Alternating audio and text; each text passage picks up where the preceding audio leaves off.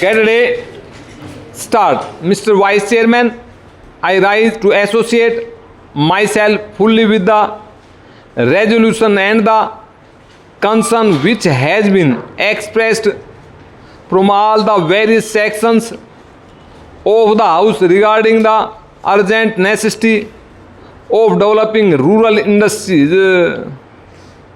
As time passes by, we are reaching a situation in a rural areas where something desperate needs to be done immediately if we want to preserve the social stability of the country and also to see that full use is made of the time and talent of the people in the rural areas which go waste today, as has been pointed out in the resolution.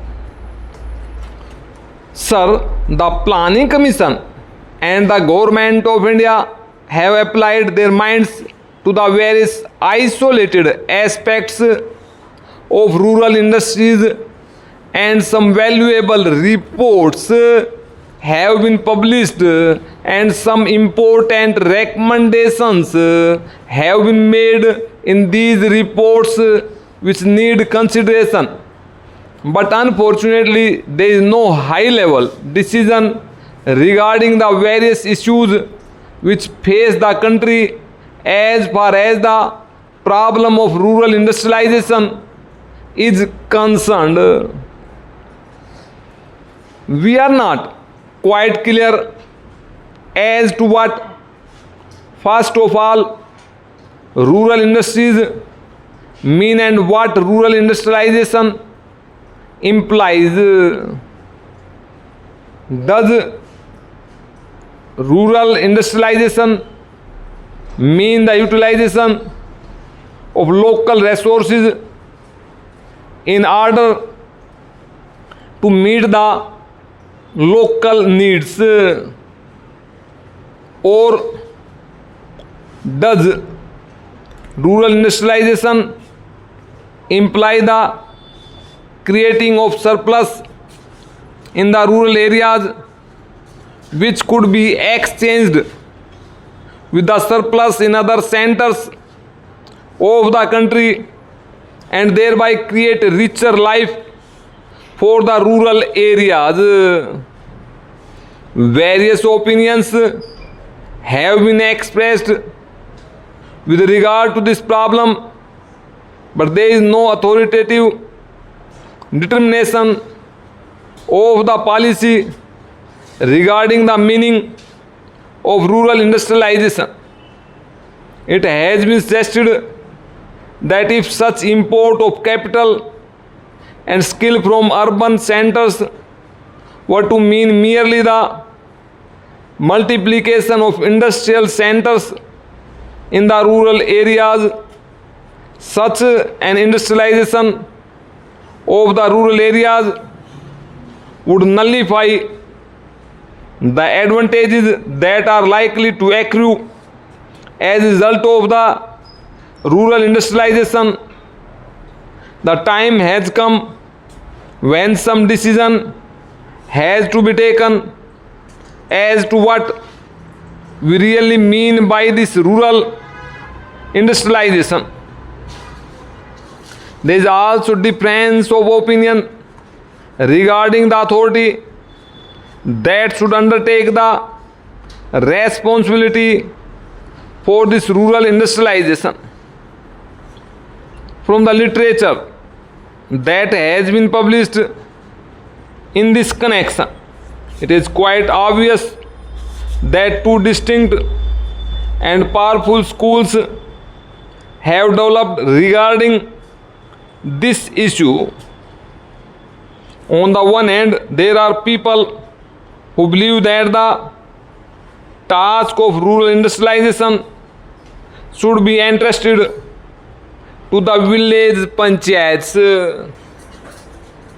Para, since they represent the village people and they have the resources and the powers to raise the necessary resources from the rural areas. The panchayats, it is felt, are the competent authorities to deal with the problem of rural industrialization. Equally strongly, it has been argued by others that cooperatives are the right answer to the question as to which should be the authority that should deal with rural industrialization. I may also mention that there is a third school which believes that the import of private capital and private skill into the work of rural industrial development is the real answer to the problem which we face in the matter of rural industrialization. Here again, some authoritative determination of the policy has become necessary, because in the absence of such a policy, ad hoc decisions are taken which sometimes cancel each other, and therefore the rapid progress which we hope and wish for in rural industrialization becomes impossible. Then again, there is the further question of protection that may be necessary for rural industries in view of the lack of the internal economy from which rural industries would suffer. Whatever may be the answer to the first two questions, Professor Malkani has already referred to this question and various reasons have been put forward. But all these reasons require some detailed consideration, as there are a large number of difficulties in implementing any one of these suggestions. Demarcation of markets and the imposition of taxes in order to see that goods from the urban centers do not reach the rural centers in unfairly competitive conditions are some of the suggestions that have been made.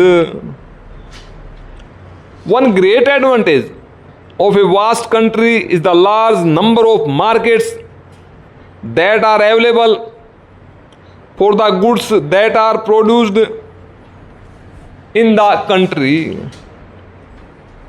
However, if these markets are artificially restricted and goods are not allowed to move from one center to another, I am afraid more problems would be raised than solved if this protection is sought to be given in this manner.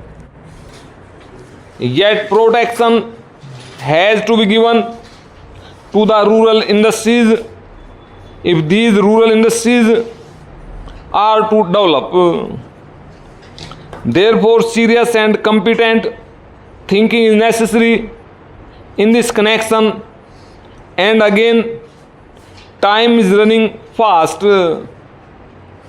Therefore, it is desirable that we should have some authority which could examine the various issues involved and determine the policy with regard to this matter also.